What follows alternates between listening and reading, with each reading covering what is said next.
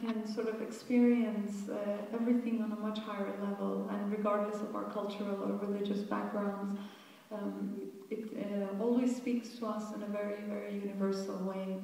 And we are all here on the stage. I like to tell the story of how we are here, and because there is really music, and all art forms are really the autobiography of an artist. And I would not be on this stage if it wasn't for a revolution in my country. I would not have met my husband, and so many other, it just shows that out of great suffering, a lot of good can come. And, I often feel that way when I'm sitting on stage, especially when I'm in the company of people like Naser Musa, who I've known for so many years.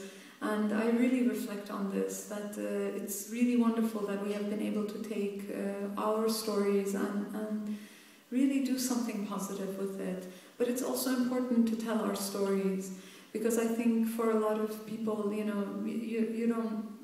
don't know where it comes from, or maybe geographically.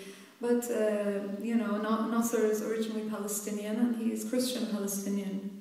And him and his family were part of the 1948 exodus from Palestine. And he came to the US via Jordan. He is just one of these rare human beings that no matter how hard I try to get him angry, to say something bad about someone, it just doesn't work. This man has no bitterness left, no bitterness at all in him.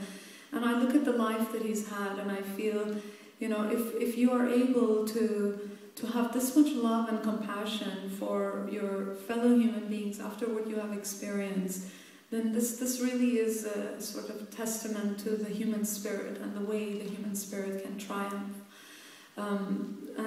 I like to say that because he's such a great spirit, and when you see where he has come from, or for that matter, a fact where my husband and I have come from and what we have lived, in order to be here today, it's really a testament to our spirit as human beings. And this is a message I really like to speak about when we are performing, because especially in the West, in the US, we were living in America until 2008 when my son was born, and after 2001, after September 11th, it really became very difficult for us.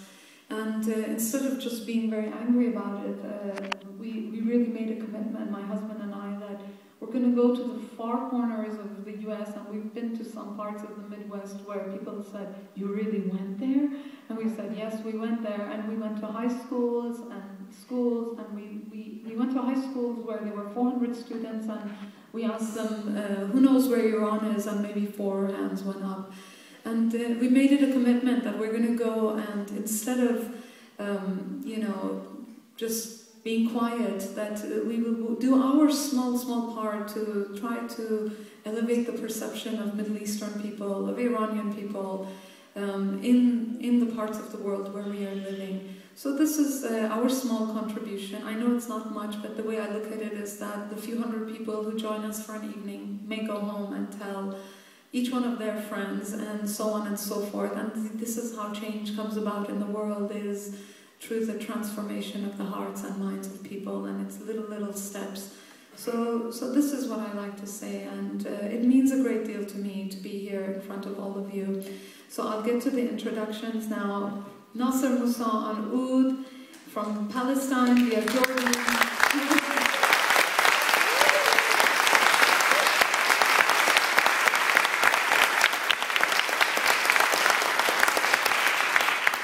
From Los Angeles.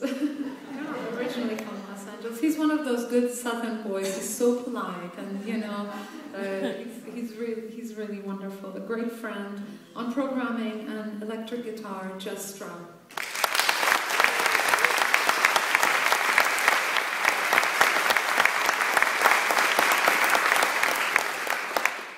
To my far right, we just met him 2 days ago, and we were searching for a percussionist, because the percussionist we normally tour with, oddly enough, because of everything that's happening with the Iranian nuclear fiasco, he couldn't get a visa. The lawyer said, he's Iranian, forget it. He lives in Paris, and So then we were scrambling, and then we went through so many percussionists, and then we found him, and we said, he's great.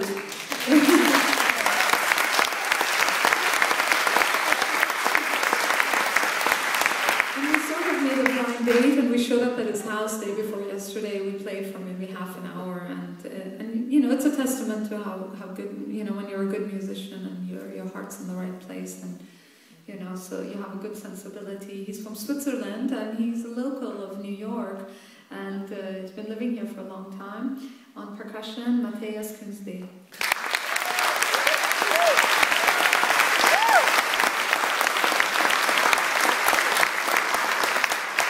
Last but not least, my wonderful husband, my great inspiration, and great composer. You know, just I really can't do any of it without him. And I often think if he didn't want to do it, I would stop doing it.